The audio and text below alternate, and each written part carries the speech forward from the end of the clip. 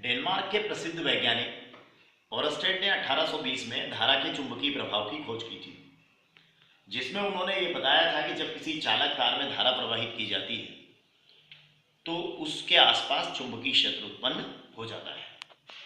तो इसे हम एक प्रयोग के रूप में देखने का प्रयास करते हैं कि ओरस्टेड ने एक्सपेरिमेंट कैसे किया था। देखिए आप, ये हमारे पास एक चालक तार है, हमने एक तार लिया हुआ है, इसको मैंने बैटरी से कनेक्ट किया हुआ है और यहाँ मैंने चुंबकीय सुई लगा दी है।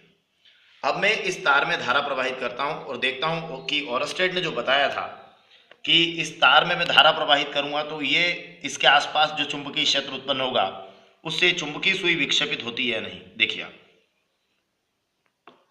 ये देखिए सुई में विक्षेप आ चुका है। देखिए आप फिर से देखिएगा इसको, ये देखिए। तो इसका मतलब ये हुआ कि तार में धारा प्रवाहित करने पर उसके आसपास चुंबकीय क्षेत्र आ जाता है।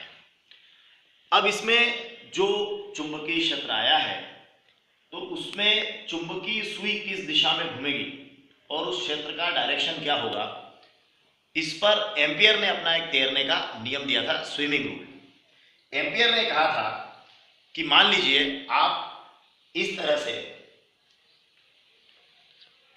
आप ये सीधा तार जो है आप में से होकर जा रहा है इस तरह से और इसमें आई धारा प्रवाहित हो रही है और मैग्नेटिक नीडल आपके यहां पड़ी ऊपर। तो एम्पियर का यह कहना था कि ये जो मैग्नेटिक नीडल का जो नॉर्थ पोल होगा, नॉर्थ पोल जो बताने वाला जो सुई का संकेतक होगा, वो लेफ्ट साइड की ओर मतलब बाईं तरफ मूव करेगा। देखिए ये करंट का डायरेक्शन है और ये आपका जो नॉर्थ बताने वाला जो नीडल का हिस्सा है वो मूव करना चाहिए लेफ्ट की ओर। अभी देखते हैं हम इसको, ये देखिए किधर मूव किया उसने, फिर से देखिएगा, ये देखिए ये आपका नॉर्थ पोल बता रही थी और इसने लेफ्ट की तरफ मूव किया, मतलब चुंबकीय सुई लेफ्ट की ओर घूमी है। अगर हम इसी को डायरेक्शन अगर हम इसका चेंज कर दें, करंट का डायरेक्शन अगर हम चेंज कर दें और करंट विपरीत दिशा में कर दें तो फिर क्या होगा, देखते हैं। अब हम देखिए इसमें करंट का डायरेक्शन हमने यहाँ चेंज कर दिया है और अब हम इस तार में धारा को इस दिशा में प्रवाहित कर रहे हैं। अब देखिएगा आप नीडल का डायरेक्शन क्या बनेगा, ये देखिए ये इसका जो नॉर्थ पोल है वो फिर इसके लेफ्ट की ओर शिफ्ट हुआ है।